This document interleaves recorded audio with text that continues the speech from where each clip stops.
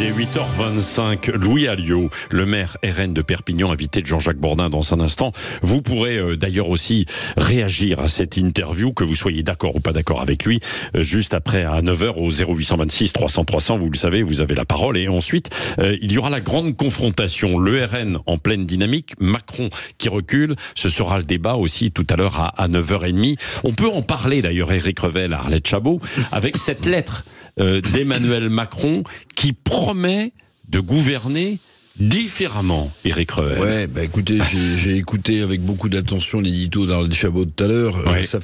Ça fait 7 ans qu'il promet de changer tous les ans, le président de la République, sa manière de gouverner, en gros, si je résume. Hein. Ouais. Mais en fait, il a une telle idée de lui-même, il a une telle haute opinion de lui-même que il a décidé de dissoudre l'Assemblée nationale. Il ne pourrait changer que s'il décidait de se dissoudre lui-même.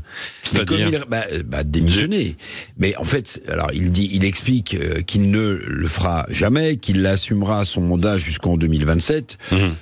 Bon, on verra, mais je vous signale quand même qu'il avait expliqué avant les européennes que ce scrutin n'aurait aucun impact sur le débat national, puisque c'était un scrutin européen. Vous vous souvenez des déclarations de Macron? Bon. Donc certaines mauvaises langues, dont je ne fais pas partie évidemment, Arlette Chabot, disent, puisqu'il a dit qu'il démissionnera pas, c'est qu'il va finir par démissionner, vous voyez. Ah oui. Arlette Chabot. Je pense que c'est pas dans le caractère ou le tempérament d'Emmanuel Macron de rendre les armes. Il essaiera en tout cas de tenir, de trouver une solution politique qui lui permettra effectivement de terminer son mandat. Il faut la trouver. C'est vrai que sur les promesses de changer, vous vous souvenez, à la sortie du Covid, il avait dit nous devrons nous réinventer, et à commencer par moi-même. Donc il ne s'est jamais réinventé, et à chaque échéance électorale, il a effectivement dit qu'il fallait gouverner autrement. Il y a 1 an, il annonçait une initiative politique, vous savez, pour la rentrée. Elle a eu lieu, effectivement, cette initiative. C'était les rencontres de samedi. Oui. Est-ce que vous croyez, dites-le franchement, s'il dit ça, est-ce que c'est parce qu'il est à court d'arguments et puis même d'idées pour aujourd'hui mener le pays, Éric Revel? C'est net. Vous savez, juste avant la fête de la musique à l'Élysée, il a emprunté une phrase à Jean-Paul II. Il a dit « N'ayez pas peur ». Vous voyez, ça veut dire que, pardonnez-moi... N'ayez pas peur, alors qu'il a répété pendant... Oui, qu'il fallait avoir peur. Évidemment que c'était la fin du monde. Oui, puis, voilà, c'est ça. Et puis que la France... En 80, les chars soviétiques devaient débouler à Paris. Là, c'est les panzers nazis qui vont arriver, vous voyez, à partir du 7 juillet. Non, mais attendez... Et puis, de l'autre côté, pour les nazis d'un côté, avec le RN, je caricature. Et puis, de l'autre aussi, le chaos avec LFI. Non, mais bien sûr. Je ne sais pas si Arlette partage, mais je pense qu'il ne sait plus où il habite, même s'il avait l'Élysée derrière lui au moment de la fête de la musique. Non, il ne sait plus où il habite. Ouais. Il essaie de justifier le choix de la dissolution, alors qu'il essaie d'expliquer qu'il n'avait pas d'autre choix. Mais en fait, vous réhabillez l'histoire pour essayer de dire, vous savez, celui qui n'a pas anticipé les faits, il faut qu'il fasse mine de les avoir provoqués. Mais c'est exactement Arlette Chabot. Oui, moi je pense que... Est-ce qu'il n'avait pas d'autre choix?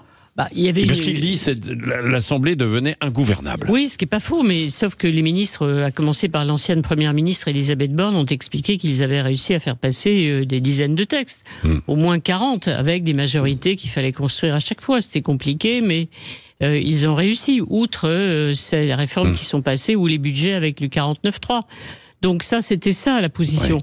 Ce que le président pensait, et ce à quoi il pensait, et nous aussi d'ailleurs, c'était une dissolution à l'automne, justement, après une motion de censure déposée par les oppositions sur le budget. Ouais. Bon, il a anticipé, il a voulu prendre tout le monde de surprise, mais il a pris aussi son camp par surprise. Par surprise, oui, bien sûr. Ce qui explique aujourd'hui les réactions courroucées de Édouard Philippe, de Bruno Le Maire et d'autres qui se disent que c'était la plus mauvaise solution. Et Gabriel Attal qui fait campagne tout seul, évidemment. Oui, c'est ça.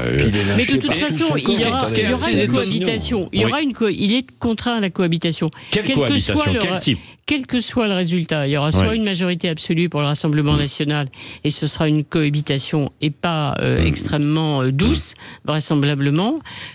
Soit effectivement il n'y aura pas de majorité pour qui que ce soit absolue, il faudra qu'il trouve une espèce de formule, une alchimie qui permette de continuer à avancer, et en admettant même que son camp l'emporte, que Gabriel Attal reste à Matignon. On a bien compris, compte tenu de la position du Premier ministre, encore une fois, que cette fois, il a l'intention de gouverner. Et donc, ce sera une forme de cohabitation, même avec son camp. Oui, un dernier mot aussi. Dans la majorité, il y a des voix qui s'élèvent pour dire bon, il faut qu'il se taise, le président de la République. C'est quand même assez terrible, quoi. Localement, quand vous dialoguez avec des députés macronistes qui mènent campagne, c'est qu'ils ne mettent surtout pas la photo d'Emmanuel Macron. Ils ne veulent pas en entendre parler. Non, mais là, tous ceux d'ailleurs qui doivent beaucoup à Emmanuel Macron, ils montent tous au créneau pour dire, vous savez, c'est la fameuse théorie des 3 L, moi que je rappelle sans arrêt, c'est léchage, lâchage, lynchage. En politique, c'est toujours ça. Sauf vous commencez par être léché, vous êtes lâché, vous êtes lynché. En fait, ils n'ont jamais été consultés.